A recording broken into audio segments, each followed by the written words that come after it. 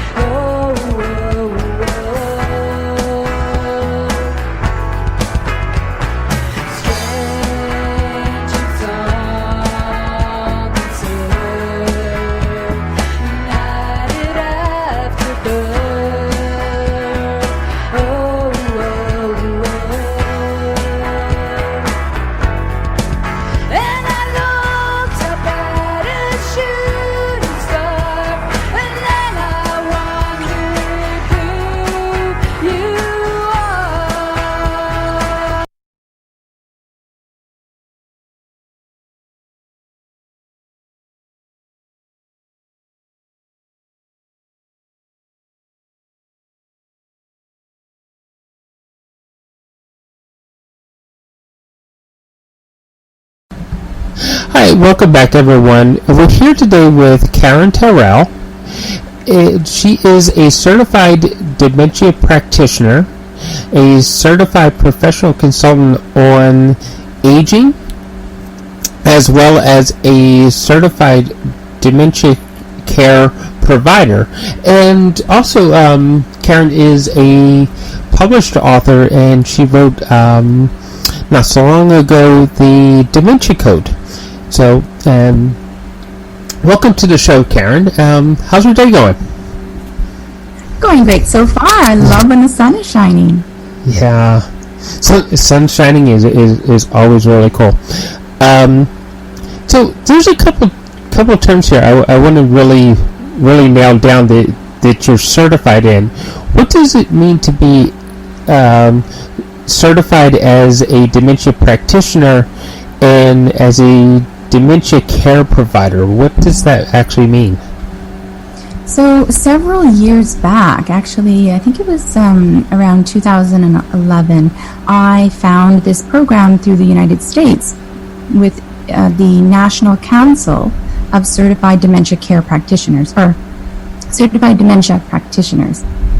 And so I took that program, became a certified dementia practitioner, and was able to, after going through the registration process and taking their training, was able to maintain the designation CDP. Now, over the years, I decided to become a trainer for that organization here in Canada. I felt as though there were many frontline workers who were doing really well in the field of dementia care, but weren't getting the recognition they deserve, and were not feeling as though they were in the category of a professional, even though the work that they do is so important. Frontline workers are doing an amazing job at supporting those that are affected by dementia, and sadly, when they're not getting the recognition, it doesn't motivate them to continue in this role, in this field. And that's where we're starting to see shortages of workers who want to work with seniors affected by dementia. So I became a trainer for them and started trying to get people feeling good about themselves and getting their CDP designation. Over the 2 years doing this contract with them, I realized that Canada needed their own designation program. It was a little bit of some obstacles that people had to go through in order to get this certification through the United States. And I and my team felt as though there's more things that we can do to support these frontline workers.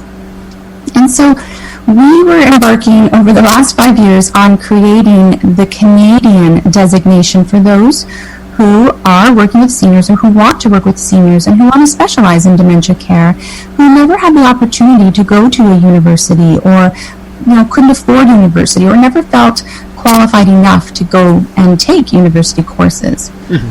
And so keeping these people feeling good about themselves and inspired, we came up with creating the CDCP designation, which stands for Certified Dementia Care Provider. So that's what you're seeing in my title. After taking the program myself, going through the program with my team, we've trademarked CDCP, and we're licensing that designation to anyone in Canada, or anyone around the world for that matter, who want to show their dedication, their skills in dementia care. Mm-hmm. And so giving them that confidence, giving them that good feeling that they're part of the professional team and we need them. And the added bonus with the CDCP program, it's also a community. So we're building community across Canada, frontline workers who are not getting support from their coworkers or management, or they're on their own working in home care in that field. They're often not having a place to turn for questions or support, and so we're here to motivate in this community as well. So this is something that we've just released this year. We're very excited about it, so I hope that answers your question. It does answer one question, but it brings up another question of what are some of the core skills that that exist with this sort of designation? A lot of it is around person-centered care. It's delivering the care in a way that people with dementia deserve and need.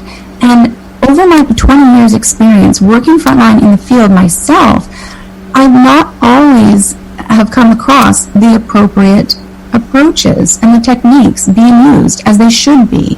Mm-hmm. I've learned so much over the last 20 years about dementia, taking courses, but there's no university course for dementia itself here in Canada. There's gerontology courses, but specializing in dementia care is what I do, and I've been watching frontline and have not always been impressed. There are amazing people out there, but when the team doesn't work together, they're not able to give the appropriate care a person with dementia requires, and therefore we start to see behavioral changes. We start to see people, let's say, becoming aggressive because of the staff's approach, and therefore people with dementia are being labeled as aggressive individuals. But what I teach in a lot of my courses, my programs, is around how to creatively manage the behaviors. Mm-hmm. And so through that understanding of how to manage behaviors, the big thing that we need to remind everyone, and to not have this stay as a secret, it really needs to be exposed out there, that when we see changed behaviors of people with dementia, there is always a reason for it. There's always a reason. So we can't just blame people with dementia for always being aggressive or, abusive. But there's a reason for it, and often the reason is because of the poor approaches by staff, not getting the exact practical training on how to do things, how to say things, what not to say to somebody that has cognitive impairment. So this is a lot of what I'm teaching in my program about delivering the appropriate person-centered care. Now, I do remember that it was a couple of years ago, the last time we actually talked in an interview, and I know you brought up some really important points about the care of dementia, and also you have somewhere in there I remember that you said something about different types, or I guess different types is the best way to put this. Different types of dementia, and we need to make sure people understand that there are different types. Is that right? Absolutely, yes. So a lot of people do mix up or interchange the words Alzheimer's disease and dementia. Mm-hmm. And so for the way I prefer to describe this is that we need to understand that dementia in itself is not a disease. It's not a disease. Alzheimer's disease is a disease. Dementia is known as a syndrome, according to the World Health Organization. And so when we look up what a syndrome is, it's essentially a set of symptoms that come together that we commonly are seeing, we're noticing as being evident in an individual on a day-to-day basis, on a regular basis. And so when we're seeing these common symptoms, the person would be diagnosed as having, okay, they've got dementia. They've got the syndrome of dementia happening here. But the major question we need to be asking is, what is causing dementia? What is causing those symptoms to happen? And so when we understand by the World Health Organization that dementia is a syndrome, usually of a chronic or progressive nature, in which there's deterioration in cognitive function. And the symptoms that we commonly see, I'm just going to give you a few here, would be poor memory, poor thinking, poor judgment, communication problems, and personality changes. So these are just a few. Every different Alzheimer's society in the world has a different take on how they describe the definition of dementia. But those key symptoms, if we're seeing them every day in an individual, which is not normal, it's not a normal part of aging, then we're seeing really, difficulties remembering their children, their grandchildren. They're making poor decisions on things like what they're supposed to be wearing for today. Is it their parka or is it their sandals and shorts? Some people are making wrong decisions. Poor judgment can also be things like saying things inappropriately in public spaces. Poor thinking is the other symptom I talked about, where they can't think through what they could before, such as how to get from point A to point B, problem-solving questions they can't do anymore. So when we start to see some of these really odd things happening, and on top of all this, their personality is changing and they're not themselves, this is where we need to get people to understand, go get it looked after, go talk to a doctor, go investigate what's causing those symptoms. And we don't want to just brush it off as, oh, they're getting old, this is just normal, or, well, it's probably Alzheimer's disease, and I heard you can't cure it, so what's the point of going to a doctor? And I really caution people not to think that way, because there are conditions out there that can present those same symptoms of dementia, but the condition they're experiencing is treatable. And so that's why there's different types of dementia, and then there's conditions like, for example, depression, thyroid, vitamin B12 deficiencies. These are just a few key examples that are very common, that if we treat those conditions, we treat a thyroid, then the symptoms of dementia can go away. When we treat the vitamin B12 deficiency, those symptoms of dementia can go away. And the same thing with depression.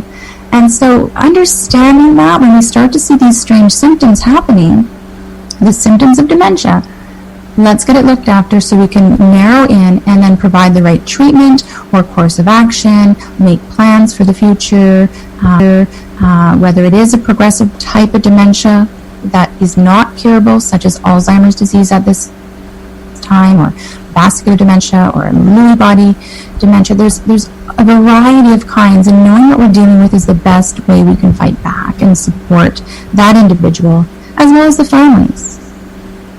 Well, I'm sure you ask most of the people in the public, they would never even know half of what you just said. I've noticed that, and it's sad, and so just trying to do my part to bring that message forward, to have people open up their eyes and not just to let those symptoms slide and think, oh, it's just normal and there's nothing we can do. And that just makes me sad that we're not actually able to take action and support people in a better way. Right. So to the families out there that have parents, grandparents, what have you, that are suffering from these symptoms, what are some really good tips for them to follow so that they can, get the best of care for their loved ones? Okay, so being a caregiver for somebody that has a progressive type of dementia, where they're seeing the changes, for example, with Alzheimer's disease, it's a very slow journey, slow changes, but it's progressively happening. So Alzheimer's disease is an irreversible, degenerative type of dementia. And when families are on that journey, as time progresses, the stress, the worries, the anxieties, the questions about what are we going to do next, and how are we going to support this person, and how much longer can I go on in this role as a caregiver?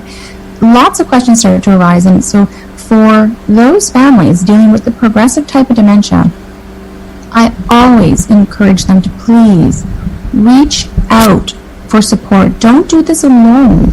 It's not going to help the situation. It's going to make things worse if people don't reach out. And there's all kinds of supports out there. There are supports such as through the Alzheimer's societies. There are supports from the government's agencies. There are supports available. And that's first and foremost, is to be willing to ask for help, seek the information, seek the support, because they're not going to be able to survive this journey. It's a very difficult journey. And connecting also with others who are on the journey really makes the weight of the situation a lot lighter. And last night I facilitated another one of my monthly support groups for the families. So I do many in a month, and watching what it does to these people, watching them come in a little bit anxious and unsure and feeling stressed, letting out their concerns, sharing what they're going through, getting ideas on next steps or mind shift changes in them for how we manage some of the behaviors they're seeing. So this is what I do. I give those recommendations, the solutions, and listen to what they're trying to explain. And when the session is over, like last night, the relief, they walk out just feeling so much more at ease and feeling like they can continue on now, get back on that front line to really help and care for the person that has dementia in their family. So reaching out, getting that help is very, very important, and often also telling people to set some boundaries, set realistic expectations of how long they're going to be continuing without help, and then realizing, okay, when something changes, when a person is no longer able to toilet themselves, for example, and they're starting to be incontinent, that might be a deal breaker for some families to say, okay, when that starts to happen, I can't do that part. I just don't want to get involved with that part. Mm-hmm. So that's when I'll reach out for more help from perhaps a government agency or a private home care company to help them continue to care for somebody at home. Or perhaps some people do make the decision of moving a loved one into a care environment, a care home, or long-term care type of living. So it's setting those boundaries will really help families. Right. So this should be like a written plan that hey, these are our benchmarks and what we should do at each benchmark. Yeah, that would be amazing. A lot of families don't go that route because it's too much to think about. They don't have time to write things down. They're just going by the seat of their pants kind of thing, just day to day, and whatever comes up, and not planning ahead and not setting those boundaries. And they just take on, and the shoulders just, the weight just accumulates because they're doing everything. They're doing more for the person than they ever did as the condition progresses. Mm-hmm. And that's not what we want to see, because that's when the person who's doing the caregiving can become completely burnt out, and their own healthcare needs start to decline. They become ill, and then who's there to care for them if they're overdoing it for the person they're caring for? So really educating people on learning to take care of yourself in this process, mm-hmm. and knowing that self-care on this journey is not selfish. It's actually being very proactive and very important and vital for everyone. Yeah. So since you brought that up, because we all know that and I've seen this with doing all these interviews with people who are coaches, caregivers, and things like that. That are there resources out there for the family members to get counseling and things like that, so that they can deal with their own feelings around this? Well, someone could reach out to a private counselor through some of their programs. Some people have the EAP at work. They can speak to a counselor. But what I've come to notice is a lot of times these clinical counselors or people that provide that type of one-on-one support are not fully educated in dementia care. So therefore they can't really speak to how to support somebody with dementia. The best options that are available right now, a lot of people are turning online to some caregiver support groups through Facebook, that sort of thing, for help from other individuals, because the people who are frontline doing this work as a family member really will find benefit from others in the same situation and getting that emotional peer support. But there is also, as I mentioned earlier, the Alzheimer's Society that does provide the education. They do have group supports as well. They do have opportunities for one-on-one calls within the office. Okay. It's important for families to know.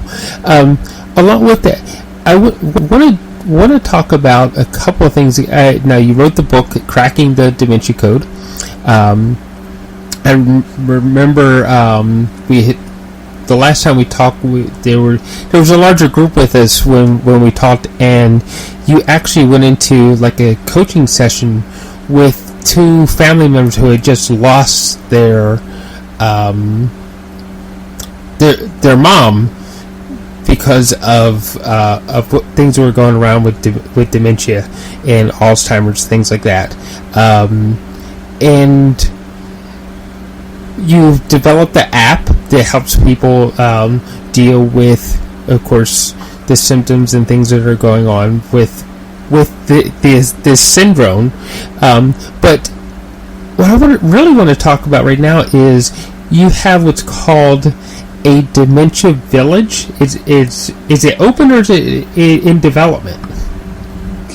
Okay, so on my journey of really trying to fill the gaps and helping families through the journey of dementia, I have had many great opportunities. Writing the book, yes, and co-authoring that app.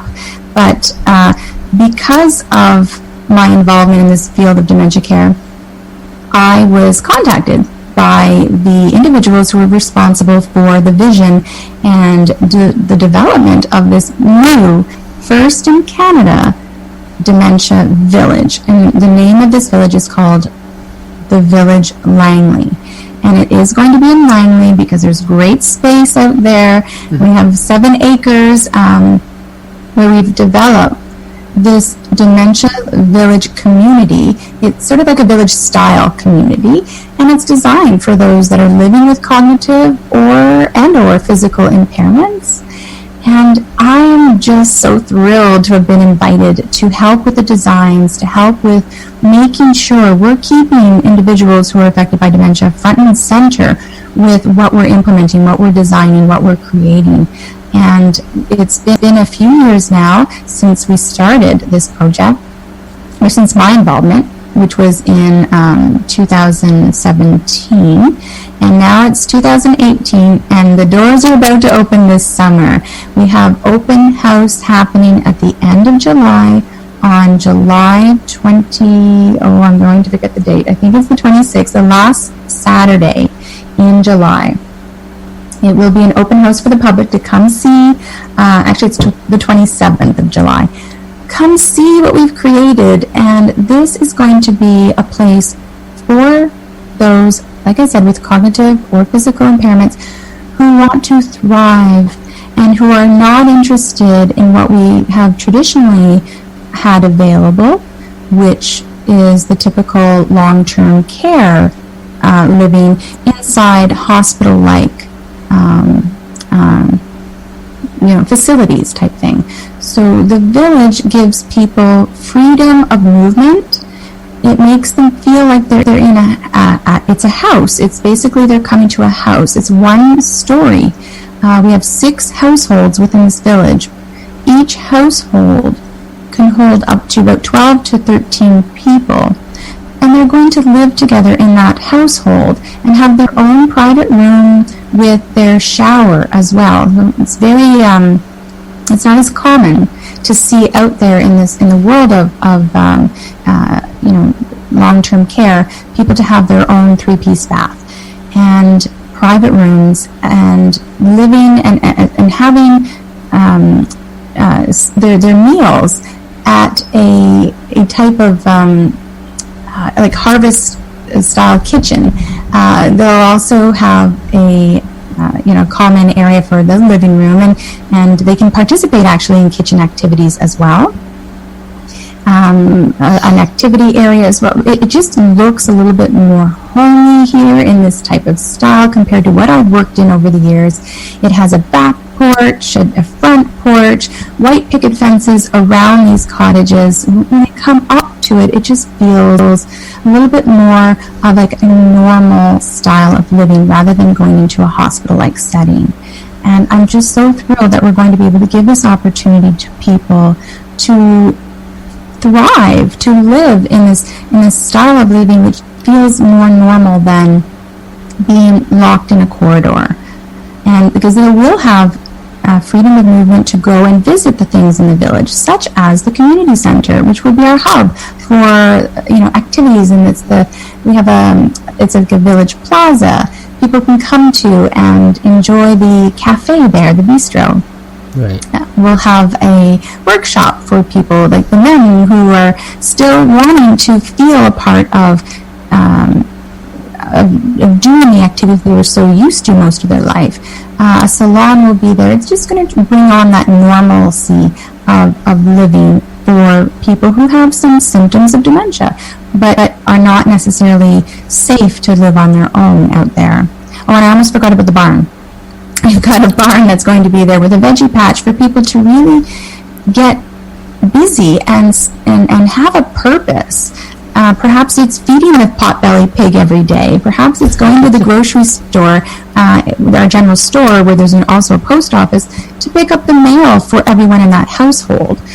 The big thing about the village is their philosophy that I'm loving. I love the philosophy of also giving every person a purpose that's going to live there and work there and volunteer there. Purpose, because purpose helps a person to thrive and have good quality of life and reduces the effects of conditions like depression. Yeah, it is true. Purpose does. If the mind is occupied on purpose and activity, that it fills those voids that would cause the depression, right? Absolutely. And the staff are going to be trained at a higher level to understand this person-centered care that I do teach, as well as making sure we are giving those people purpose. We're giving them the autonomy to make their own choices and not make the choices for them that I have seen in my past as well. So trying to shift the philosophies here and the way we deliver care to people with dementia. And I'm really expecting and I'm hoping for sure that the village will set the bar to make others follow in this type of footsteps, because the first dementia village in the world in Holland, it's called De Hoogway. They started this type of philosophy, and I see it becoming a trickling effect around the world. And I'm, like I said, very excited to be involved with the first Canadian true dementia type village here in BC. Yeah, I do remember seeing something. I don't remember where the photographs were taken of. It was an enclosed building, but the way that they had everything set up according to decor setup, that there were walkways and fences and things like that in each person's suite opened up. When you open the door, there was like a front area with a picket fence, and then it would lead to a walkway, and it had some sorts of centralized activity areas and things like that, where it was set up like a park, but it was still enclosed. But I don't remember where I saw that at, and maybe that was the the one in Europe that you were talking about. So when you say it was enclosed inside a building, but it looked like it was outdoors? Yeah. Mm-hmm. So there are homes like that in the United States. The difference with the Village Langley is that we are using the outdoor environment. We are taking advantage of that. And when we interviewed some people who have dementia and asked them, do you want everything enclosed inside? Or, what are your thoughts? Mm-hmm. And people have said, and this was a little bit of a quote, I'm not going to quote it exactly, I don't think, I may miss out, but she said to me, give me the elements. Let me have the wind in my hair. Let me put my hands in the earth. I want to be, outdoors. Like, don't shelter me is basically what she said. Yeah. And so hearing that type of response of what they would like to see, do they want to have everything enclosed? No, they don't want to feel trapped. They want to be able to enjoy the outdoors. And here at the Village Langley, it's all on a 7-acre land with fencing that will help keep people secured within the village, allowing them to roam on the pathways that are outdoors. There are so many people I've come across who are still wanting to walk and walk and walk and walk, and there's no place for them to do that. But in the village, they will have the opportunity with our circular pathways, our pathways to the community center, circular meaning around each household, for them to continue using their legs and getting out and enjoying the weather. Mm-hmm. So that actually sounds amazing. It sounds a lot better than this. For lack of a better word, it looked like it was a warehouse converted into a bunch of suites, so that it simulated the outside. That sounds a lot better. And it's certainly a step up from hospital-like settings, for sure. Mm-hmm. Because there's a difference in the smells and tastes and things like that. You can smell and taste the outdoors, where when your brain somehow or another does still know that it's inside, no matter how you try to dress up the environment, right? I would agree, and I often put myself in the shoes of another individual, especially in my field of dementia care. And what would I want if I developed dementia? Would I want to be put in, well, as you call it, like a warehouse designed to look like it's outdoors, or would I prefer to be able to go sit on my deck out front of my little house and watch people outside and feel the freedom to go up and go pull some weeds in a garden, or feel the need to just sit on a park bench under a tree somewhere further away from my home, just because I don't want to feel trapped. I really do enjoy my freedom. So I would love to be living in the village if ever I did develop dementia. So if I feel that way, then I would think that we're doing a good thing. We're doing a good service for others. I will say this: you have my vote for the outdoors, right? Yes, we will get pushback, I'm sure, especially on some rainy days, but we will have umbrellas. We'll have lots of umbrellas, and we're going to have a little cart, like a golf cart type thing, to help people get from the community center to their home if they're not interested in getting wet and enjoying the elements of the outdoors. So it sounds like a town inside of, I'm assuming with the spaces you're talking about, it's in the Langley Township area somewhere. That it sounds like a town inside of a town, and that's an awesome idea. And that's what we want to create. Mm-hmm. We want to make it as normal as we possibly can, but also provide the right supports that these people need, and getting to know them. And that's going to be the big thing, getting to know what they can and cannot do, what their likes and their dislikes are. And that's the role of the staff, the volunteers, is to really encourage them to live their life their way. Mm-hmm. So, there's a few more questions, because I know that there's people out there, they're always going to have tons of questions about this. One, as our community itself is aging, and they start to self-notice some of the symptoms happening to themselves, that, or maybe family members or whatever needing to, it's like, I noticed this, it's like, what are, so you mentioned the Alzheimer's societies, right? And is there like a way for people to get directly back in touch with you? Because I know that since we've met, when you published your book, that I've actually said, hey, Karen Tyrell is the foremost expert on dementia. I've actually told that to several people to go look out for your book and to use that as a guide.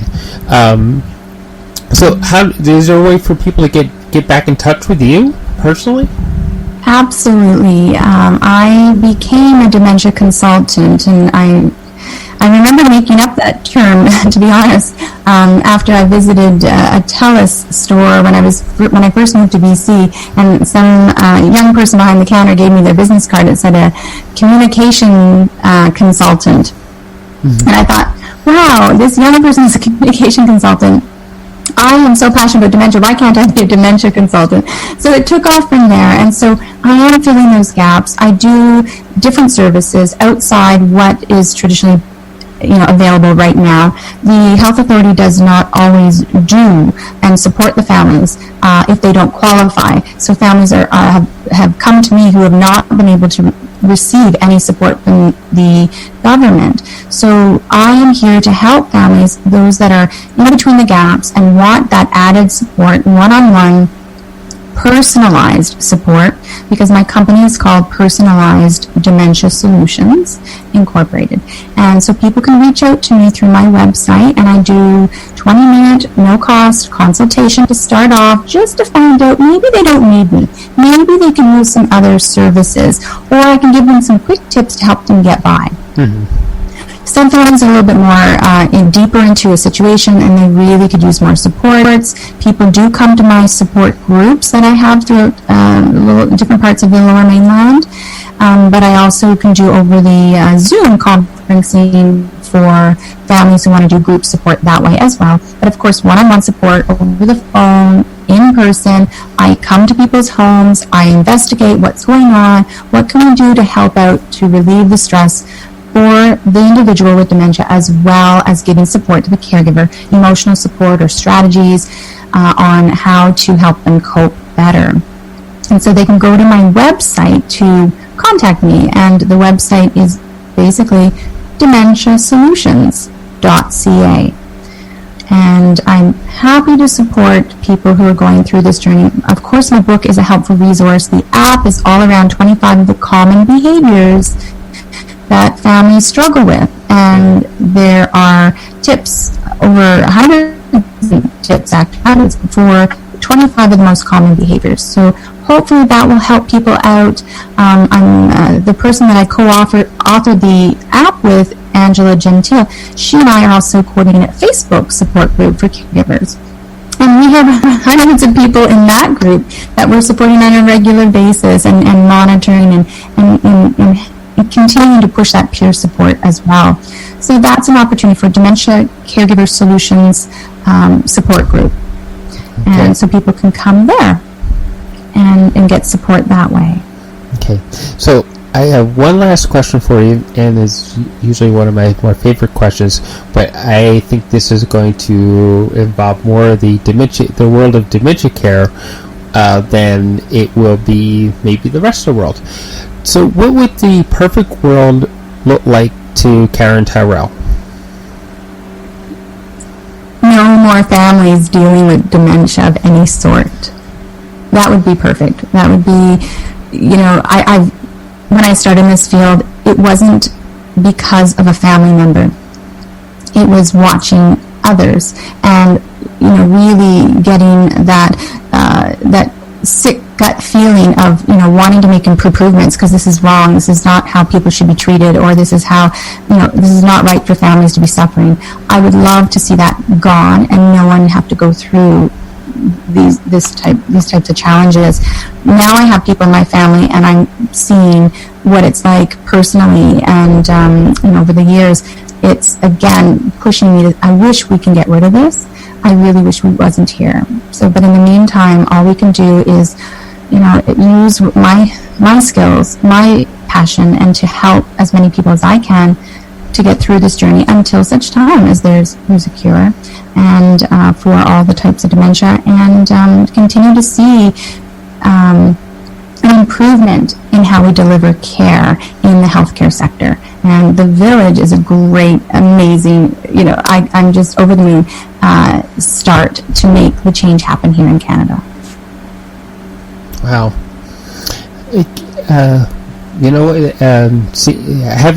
Having volunteered and even cooked in a care home filled with people with dementia, I hope that your wish comes true, that we find a way not to have dementia in our lives.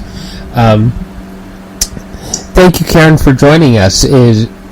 It's been an absolute pleasure talking to you again, and I look forward to seeing the Village open up. Maybe I can come out and visit and take some pictures around.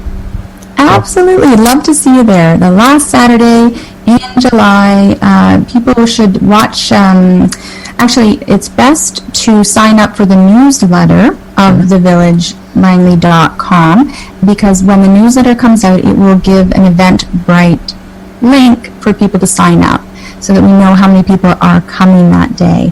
And so if you want to sign up for that newsletter, you'll get the notification, and then you'll be able to come out on July 27th.